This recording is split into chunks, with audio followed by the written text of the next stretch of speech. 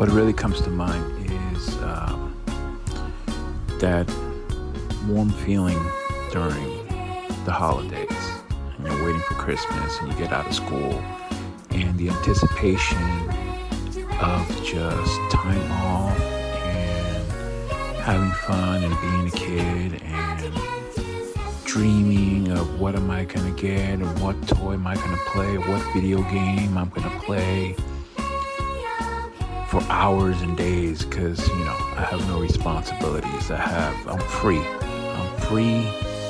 to enjoy every moment at its purest intended notion. And that's my fondest memory of childhood. It's just free, man. Being a kid.